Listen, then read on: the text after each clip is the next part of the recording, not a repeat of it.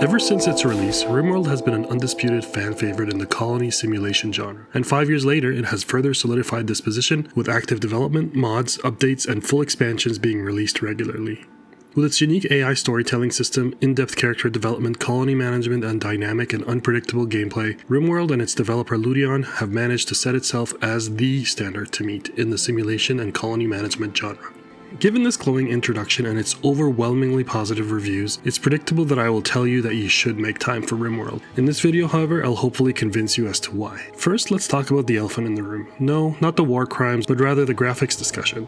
While it's a purely subjective aspect of a review, many people seem to be turned off by simplistic, sprite-based games. While I can appreciate that point of view, the 2D top-down perspective and pixel art style of your pawns, the creatures, the buildings, and items is perfect for this kind of game. As a 3D or even isometric view may cause screen clutter and overall lack of clarity of your colony and its surroundings. And in previous reviews of similar art style and simple graphics games, I've always mentioned that this has been a benefit towards gameplay, not to mention accessibility and performance. In addition, RimWorld's visual fidelity of the actual sprites and graphics and animations are always high and detailed. Personally, I don't understand why players would brush off a game purely based on a 2D sprite-based or pixel art style, as some of the greatest games of all time have been in this category, and I fear those players may be missing out, but to each their own. That being said, moving forward, I'm going to base the graphics portion of any review purely based on the fidelity and the contribution to the gameplay itself.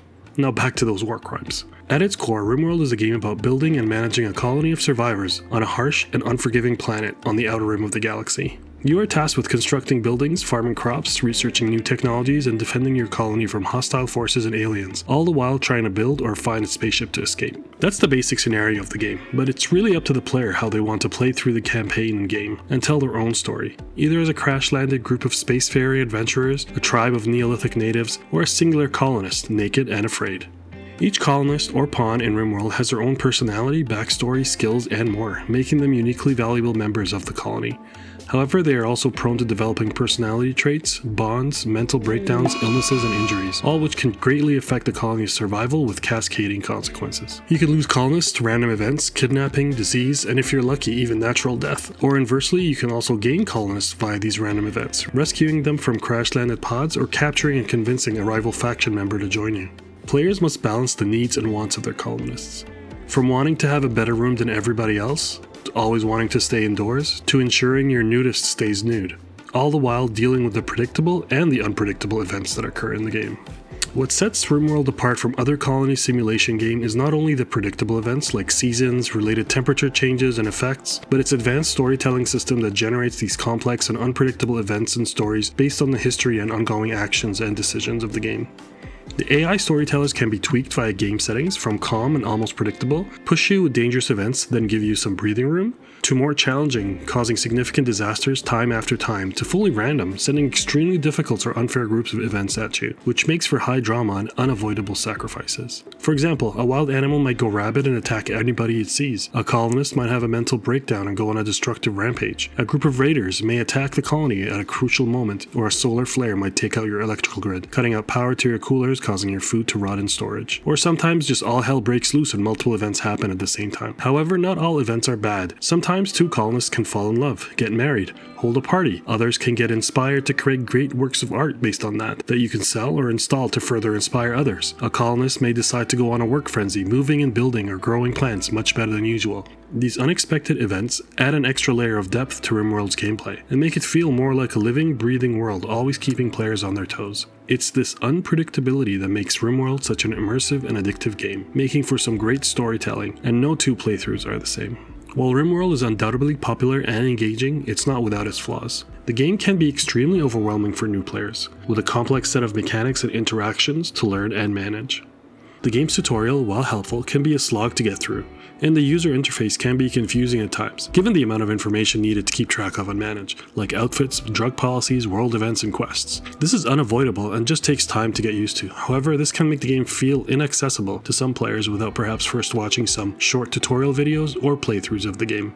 The game does have many difficulty settings you can play with and customize. From peaceful to an Iron Man style, suffering is my definition of fun kind of setting. Another area where RimWorld has received criticism is in its depiction of sensitive topics like mental health, disabilities, cannibalism, drug addiction, and slavery, with some borderline war crimes, for which it was actually briefly banned and unavailable for purchase in Australia. While the game's character development and management mechanics are quite impressive, some players have criticized the game's realization of the aforementioned as insensitive or inaccurate. My recommendation is, if you feel that the game's mechanics might be a trigger, that you consider other games such as Oxygen Not Included or Timberborn. These games feature colony management and some character development mechanics, but with a gentler learning curve and more nuanced depiction of sensitive topics. The game was initially introduced as a Kickstarter project back in 2013, allowing players to purchase and play an unfinished version of the game while it was still in development. During its early access phase, RimWorld faced several controversies and challenges. One of the most significant was balancing the game's mechanics and difficulty. The game's complex mechanics and unpredictable gameplay made balancing the game a difficult task, with the developer releasing multiple updates and patches, sometimes to address player feedback and improve game balance, but sometimes for no clear reason.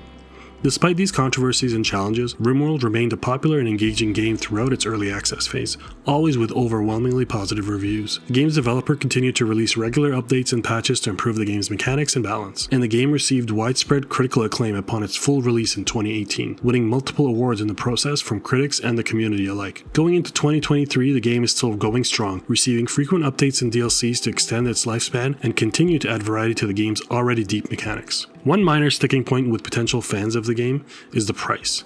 It might appear rather high for such an old game matching similar and newer titles, and with all the DLCs included, it approaches AAA pricing. There are currently 3 DLCs to the game: Royalty, Ideology, and Biotech, each adding new and significant game mechanics to the game's core gameplay.